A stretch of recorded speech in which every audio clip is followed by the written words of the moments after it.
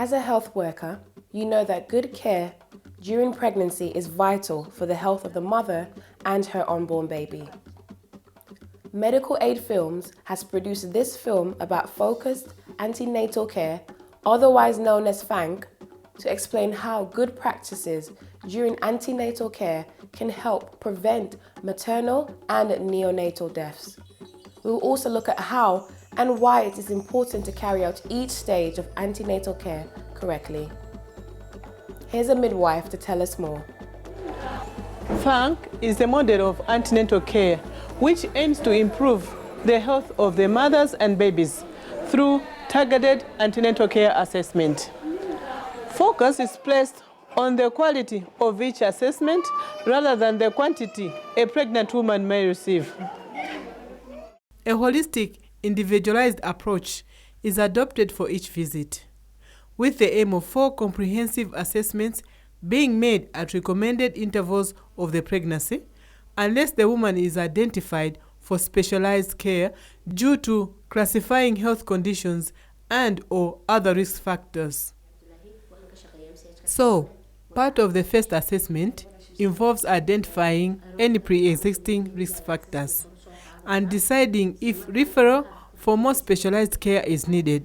If no risk factors are identified, then the mother will be eligible for the standard component of FANC.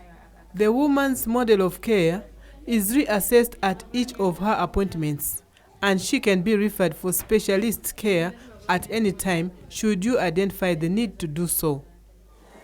Up to half of maternal deaths are due to causes such as hypertension, eclampsia, and obstetric hemorrhage. Through FANC, all these can be identified and treated before they become life-threatening. In addition, good FANC care and advice can help to prevent so many newborn deaths from complications such as prematurity, which can be brought on by preterm labor from infections in pregnancy, birth asphyxia, and newborn sepsis, which can result from poor education and lack of skilled care at delivery, and congenital abnormalities caused, for example, by syphilis.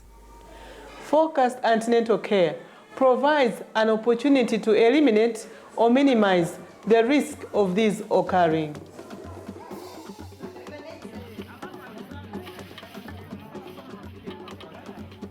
So now we understand how vital it is for pregnant women to attend all their FANC appointments. But what should you do when they arrive at the appointment?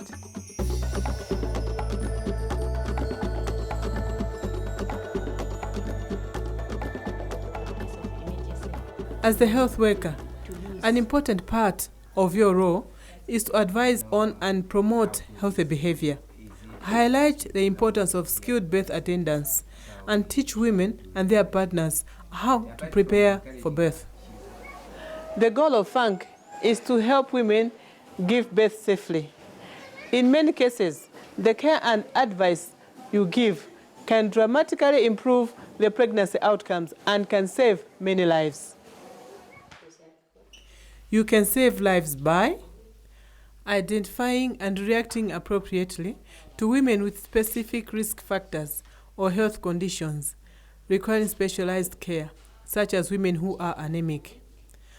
Detecting problems early and providing evidence-based treatment and management of these, such as preeclampsia. Providing interventions and guidance for disease prevention, such as sleeping under a net to prevent malaria. Promoting healthy behavior through education, such as healthy eating. Establishing a supportive relationship with women and their families. Educating pregnant women about planning for a safe birth and how to deal with emergencies during pregnancy. An important part of your role is to explain and encourage women receiving FANC to seek care at a health post outside the days of appointment if they have any problem. And you should always advise women and their partners and family members where they can easily access help 7 days a week, 24 hours a day. Women identified as being at increased risk of complications during pregnancy are referred to specialized care within the clinic or elsewhere. This is likely to require more assessments than the 4 FANC visits. It is also important that you identify women who may need additional support, such as women who are living in poverty, living alone, very young, or experiencing violence. So now we understand what FANC sets out to achieve. But how does this actually work?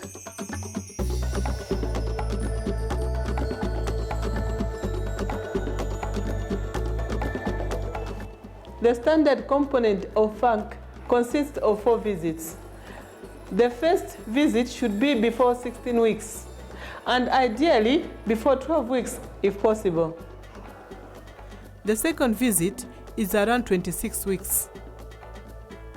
The third visit around 32 weeks, and fourth at 36 to 38 weeks.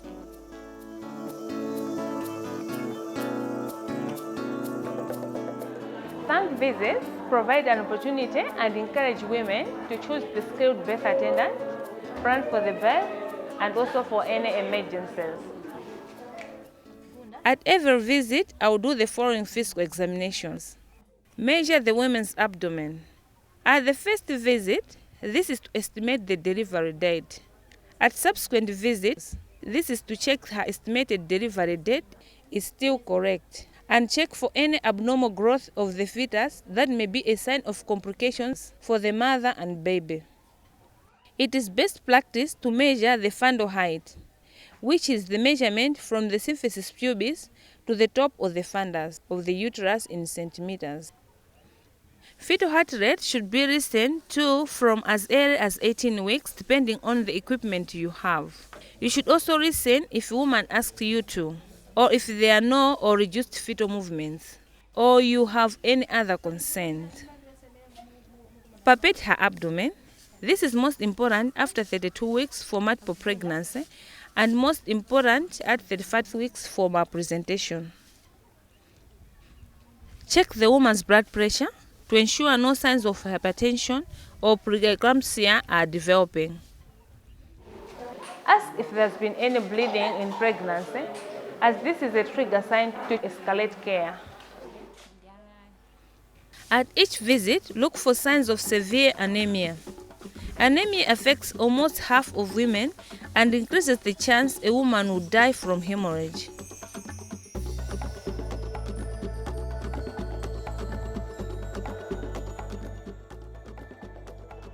The first visit should be before 16 weeks, and ideally before 12 weeks if possible.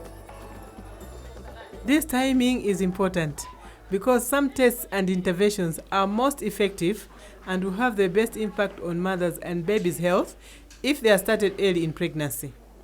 For example, early treatment of syphilis for the mother will protect the fetus from syphilis infection. Starting iron supplementation early and preventing anemia during pregnancy can help reduce the risk of death from hemorrhage, one of the main causes of maternal death, and also contribute to a good outcome for her newborn. When a woman arrives for her first FANC appointment, you need to identify if she has any health conditions or risk factors for complications requiring specialized care. The World Health Organization recommends use of their classifying form, but there may be slight modifications to this form in various countries. Here's an example of a classifying form. It helps you to identify the factors of the woman's obstetric history, current pregnancy, or the general health which requires special care. And it will provide you with a list of the key steps at each FANC visit. You need to confirm the pregnancy and estimate the expected date of delivery, calculated from the first day of last menstrual periods. This will help you to track the healthy growth of the fetus and indicate when the mother is expected to deliver. You should then undertake a complete physical examination, including auscultation of the heart and chest. It is important that a woman's privacy and dignity are considered during any physical examination. You should take blood samples to check the woman's blood group, rhesus type, and record this on her chart in case she will need a transfusion during delivery, and check her hemoglobin if you see signs of anemia.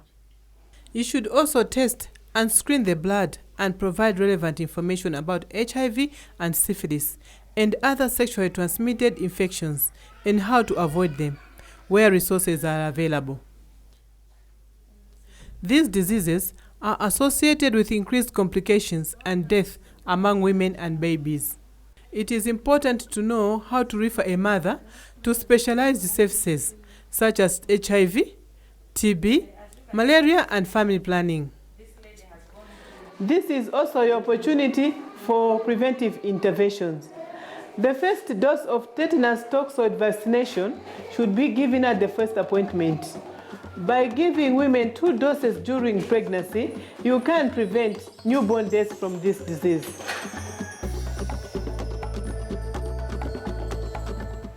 The second FANC visit will be around 26 weeks. At this visit, you should assess the woman and note any changes from her last appointment, which may indicate the need for referral. You should also carry out the routine checks for the woman as mentioned earlier. You should also give the second dose of tetanus toxoid. The 2 doses should be given at least 1 month apart. In malaria endemic areas, you should start intermittent preventative treatment for malaria, known as IPT, for all women during this visit. This should be done according to the national guidelines on prevention of malaria in pregnancy. And you can also give the woman a deworming treatment, which is an additional intervention against anemia. This must not be given before 16 weeks.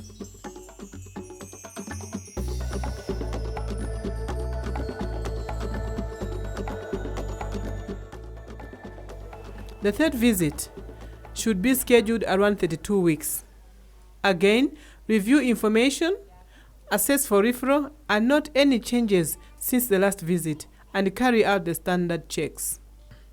At this stage of pregnancy, you can more accurately assess for multiple pregnancies, and then go on to provide and reinforce health information, which are described earlier. And in malaria endemic areas, you should give the second dose of IPT for malaria.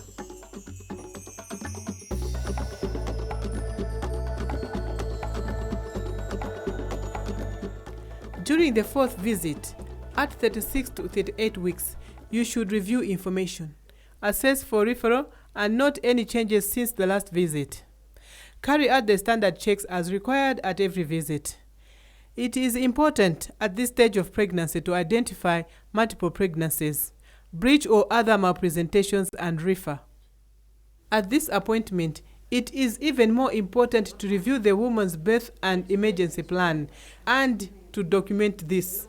This ensures that the woman understands the importance of the information you have given her, and also ensures the woman has written information on who to call and or where to go in case of labor, in case of complications, or any other needs. You should also advise the woman, if she has not given birth by end of week 41, to attend the health post for a checkup. At the end of every appointment, give the woman and her partner an opportunity to ask questions, then schedule for her next appointment. Remember, it is essential that you document all examinations and tests you have carried out along with other findings, as well as any conversations you have had on the woman's records. It is recommended that women carry their own FANC record, as this means they are more likely to attend appointments, ask questions, feel in control, and the record will be easily available.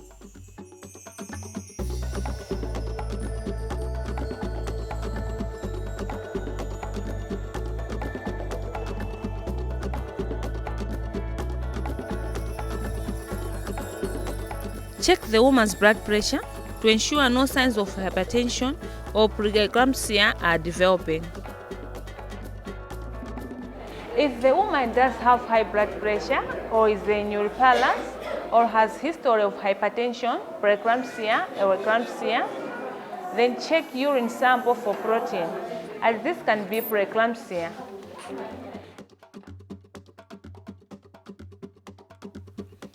At each visit, look for signs of severe anemia. Anemia affects almost half of women and increases the chance a woman will die from hemorrhage. Anemia has dangers for the baby as well, increasing the chance a baby will be born prematurely, have low birth weight, or will die, either through stillbirth or neonatal death.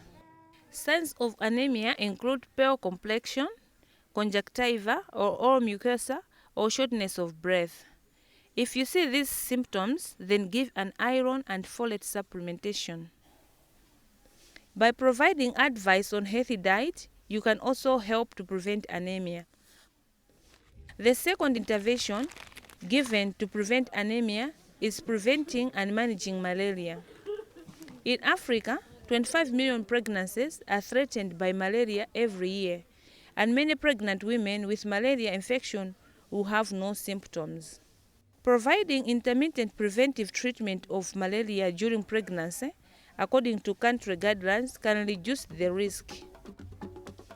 Women should also be encouraged to sleep under an insecticide-treated net and made aware of danger signs of malaria.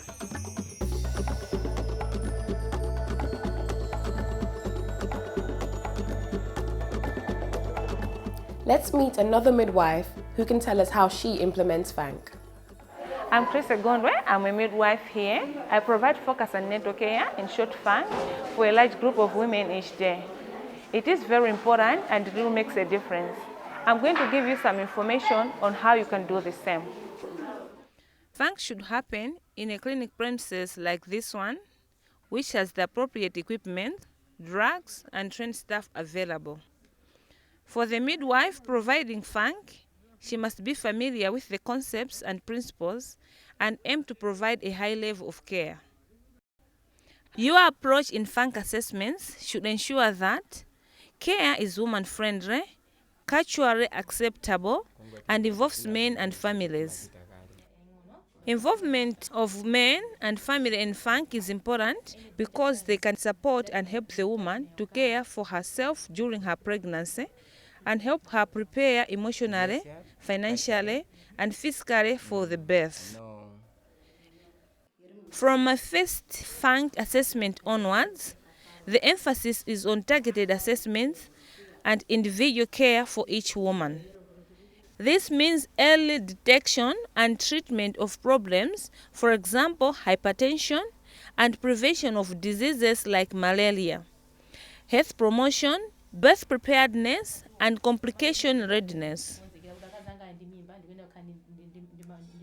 Helping women and their families to prepare and plan for the birth should begin at the first visit and be discussed at each appointment. Talk to women about selecting a birth location, attendant and supporters, organizing transport, care for other children, and supplies for her care and the care of the newborn. It's also important to discuss planning for money to cover costs, blood donors if applicable, and a designated decision maker in case of emergencies. Antenatal visits are also an opportunity to begin a conversation with women and their partners about the options for family planning. FANC sessions also allow you to hold discussions on important education topics, including the benefits of good nutrition and rest, how to recognize danger signs, and how to get help.